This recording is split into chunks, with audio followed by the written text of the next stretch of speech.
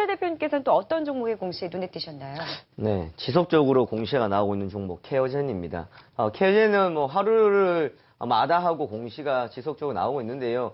공시 내용이 뭐 그렇게 크다라기보다는 좀 이머징 시장의 지속적인 공급 계약이 이어지고 있다라고 볼 수가 있겠습니다. 자, 6월 1일, 6월 2일자에도 보시면요, 259억 원 그리고 379억 원 등에서 탈모 방지 제품 공급 계약을 체결했다라는 소식입니다. 그러면 이러한 공급 계약은 길면은 4년, 또한 2020년까지 이어지는 공급 계약인데 우리가 좀 더 포인트를 두고 보셔야 될 것은 바로 헤어 필러 제품이다라는 겁니다. 7조 5천억 원 정도의 탈모 치료제 시장 규모를 자랑하고 있다 해도 될 것 같은데요. 과거에는 가발이었고요. 그 다음에는 머리를 심었습니다. 이제는 예방이다라는 건데 모든 것들을 봤을 때 치료도 중요하지만 무엇보다 중요한 것은 예방이다라는 점에 우리가 좀 더 초점을 두시면 될 것 같습니다.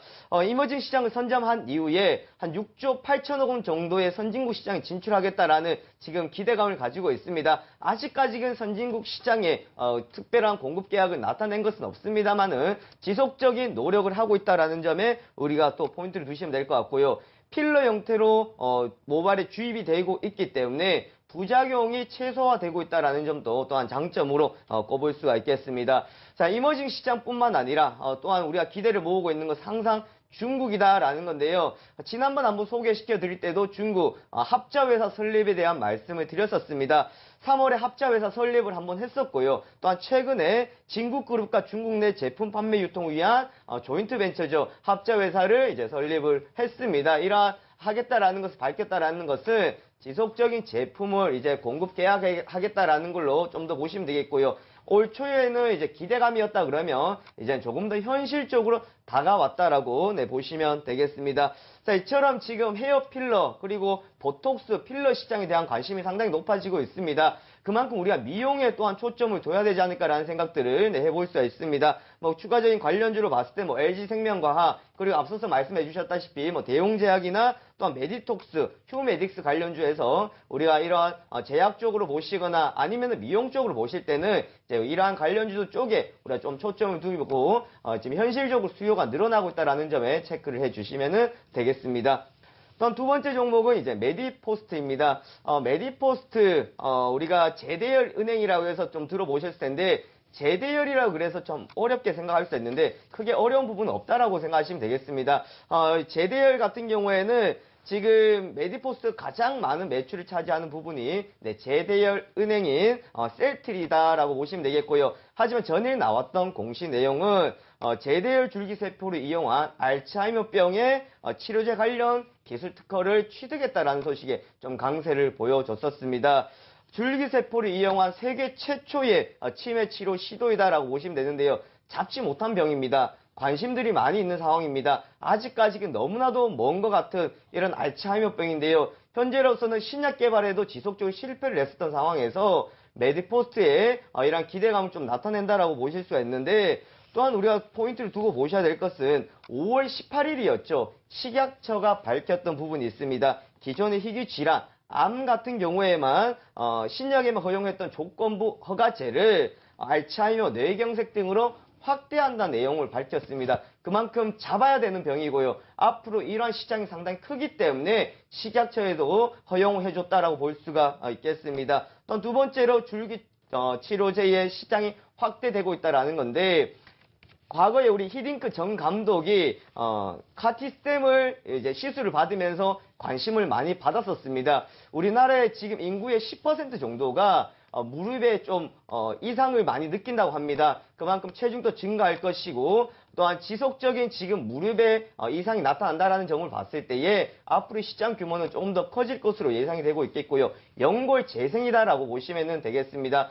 이러한 부분들 있겠고요. 또한 추가적으로 뉴모스템이라는 미수과 희귀 질환 치료제까지 있다라는 점. 그래서 메디포스트 사실 당장에 뚜렷한 실적은 많이 없었던 상황들입니다. 하지만 앞으로의 우리가 기대감을 훨씬 더 걸 수 있는 그런 기업이지 않을까 생각해 볼 수가 있겠습니다. 수철 대표님께서는 또 어떤 종목 사연이 있다라고 보셨나요? 네, 지금 좀 움직임들이 빠른 변화를 주고 있다라고 볼 수가 있겠습니다. 지난번에 한번 제가 바이오시밀러 관련주를 말씀드렸었는데 지금 한번 움직이고 난 뒤에 좀 조정을 주고 있는 시점입니다. 이럴 때 우리가 또 봐야 되는 포인트는요, 유헬스케어 쪽에 우리 한번 관심을 두고 봐야 되지 않을까라는 생각들을 해볼 수 있겠습니다. 과거 2009년도, 2010년도 유헬스케어, 유비쿼터스라고 해가지고 지금 언제 어디서나 우리가 건강을 체크를 하고 관리를 받을 수 있는 이러한 관련주들입니다. 하지만 우리가 유헬스케어라고 했을 때에 가장 중심으로 꼽았던 것이 바로 원격 진료였다라는 건데요. 원격 진료에만 우리가 초점을 맞추지 말고 이러한 디지털 지금 성장에 따른 발맞춰 가야 될 필요성이 있다라고 볼 수가 있겠습니다. 자, 우선은 유비케어입니다. 유비케어는 좀 아쉬웠던 점이 과거 최대 주주가 SK케미칼이었습니다. SK케미칼에서 중국의 최대 주주로 변경될 것이다 기대감 때문에 급등을 했었습니다. 기대감을 가지고 급등했었습니다만은 중국의 최대 주주가 변경이 된다고 할지라도 SK케미칼에서 최대 주주가 변경된다라는 것은 긍정적으로는 볼 수는 없는 상황이었는데 최대 주주가 중국도 아니었고요. 유니버스 홀딩스라는 유한 회사로 최대 주주가 변경이 되었었습니다. 그때 인수했던 가격이 4,500원대였습니다. 최근 들어서 좀 상승을 해주고 있습니다. 가장 큰 포인트는요. 디지털 지금 헬스케어의 수혜주다라고 우리가 생각을 하시면 될 것 같아요. 비트컴퓨터나 그리고 유비케어 같은 경우에는 실적은 많지는 않습니다만은 지속적으로 50억에서 100억 원 정도의 영업이익이 지속적으로 나타나고 있다라는 점을 우리가 손꼽아 볼 수가 있겠고요. 또한 우리가 2030년이 되면 초고령화 사회로 진입이 됩니다. 그만큼 치료비 부담이 많이 생겨난다라는 점을 또한 보실 수가 있겠고요. 한국은 우수한 네트워크 환경을 가지고 있습니다. 지금 보시면 시장에서 사물 인터넷이라는 이야기도 나오고 있고요. 그리고 또한 실시간으로 우리가 건강 체크를 받을 수 있는 이런 시스템들이 발전이 되고 있을 때에 유비케어 같은 종목을 우리가 손꼽아 보셔야 될 것 같고요. 또한 두 번째는 이런 기대감이 많이 있습니다만은 풀어야 할 규제가 너무나도 많다라는 점입니다. 지금 지속적으로 부딪히고 있기 때문에 발전을 할래야 할 수가 없는 상황이 되고 있고요. 의사 협회에서도 지속적인 반대가 나오고 있다라는 점을 우리가 볼 수가 있는데 이건 원격 진료에 대한 부분이지 디지털 헬스케어에 대해서는 좀 다르게 봐야 되지 않을까라는 생각들을 볼 수가 있겠습니다. 그래서 생각을 좀 우리가 다르게 해서 사물 인터넷, 웨이러브 센스, 클라우드 등을 우리가 합해서 또 디지털 헬스케어의 관련주로 유비케어나 비트컴퓨터나 그리고 같이 볼 수 있는 것들이 인성정보나 관련주도 함께 꼽아 보시면 될 것 같고요. 그 다음으로 볼 수 있는 종목은 태양의 후예로 많이들 알고 있는 NEW입니다. NEW 같은 경우에는 우선 전반기 영화 흥행작이 없었습니다. 어떻게 본다 그러면 태양의 후예로 가지고만 좀 전반기를 보냈다라고 볼 수 있는데요. 이러한 지금 실적이 2분기 같은 경우에는 태양의 후예의 영향을 통해서 2분기에도 조금 더 지속적으로 나타날 것으로는 보여지고 있는 상황들입니다.